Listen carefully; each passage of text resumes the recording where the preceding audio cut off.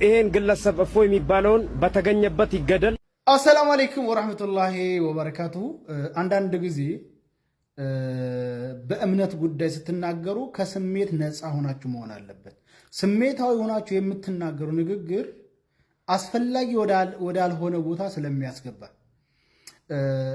እስልምና ሃይማኖት ረሱል ሰለላሁ ዐለይሂ ወሰለም ያስተማሩት አስተምሮ እንኳን የሰውን ልጅ የተከበረውን የሰውን ልጅ ያላግባብ ግደሉ ሊል ቀርቶ እርጥብ ቅጠል እንኳን ያላግባብ እንድትበጠስ የማይፈቅድ እምነትና የማይፈቅድ አስተምሮን ያለፉት።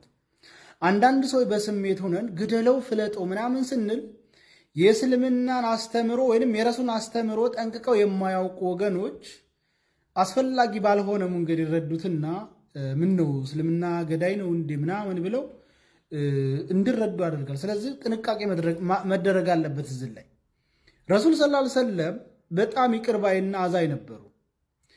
ይሁዳንም ይሁን ክርስቲያንም ከሙስሊም ባልተናነሰ መልኩ ይወዱ ነበረ፣ ያከብሩ ነበር። ስለዚህ የእነሱን መንገድ ነው መከተል ያለብን። አንዳንድ ሰዎች ሲሳሳቱ ስህተታቸውን በአግባብ መመለስ፣ አጥፍተው ከሆነ በሕግ እንዲቀጡ ማድረግ እንጂ እንደው ዝም ብሎ ዘሎ ይገደል ምናምን የሚባለው ነገር በእምነታችን ውስጥ የሌለ አስተምሮ ነው። እምነታችን ጠንቅቀው የማያውቁ ሰዎች ደግሞ እምነታችን እንዲተቹ ከማድረግ ውጭ የምናመጣው ለውጥ ስለሌለ ብዙ ጊዜ ሁሱ ሲያስተምር በጣም ይገርመኛል እና ገብተው በስድብ ጥንብርኩሱን ሲዋጡ ዝም ብሎ መጨረሻ ላይ ይቅር ብያቸዋለሁ ይላል። ይሄ ነው የረሱል ሰለላሁ ዐለይሂ ወሰለም ፈለግ። ይሄ ነው የረሱል ሰለላሁ ዐለይሂ ወሰለም አስተምሮ።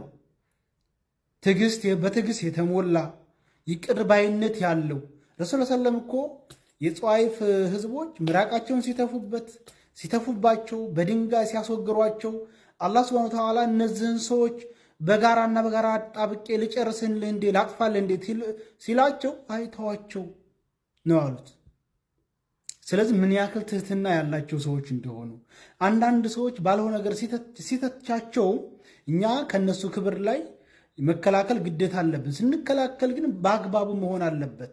እነሱ በተሳሳቱት ልክ እኛም እየተሳሳት ከሆነ ጥሩ አይመጣም እና እርግጠኛ ነኝ ሁሴን ቤት ገብተው የሚሳደቡ የሌላ እምነት ወገኖችም እርግጠኛ ነኝ ምናልባት መስቀል ለብሰዋል እንጂ የራሳቸው እምነት የሚያስተምረውን ጠንቅቀው የማያውቁ ናቸው ብዬ ነው የምገምተው። ምክንያቱም በየእምነቱ ስድብን አይደግፍም፣ መጥፎ ንግግርን ስለማይደግፍ ስለማቅ በየትኛውም እምነት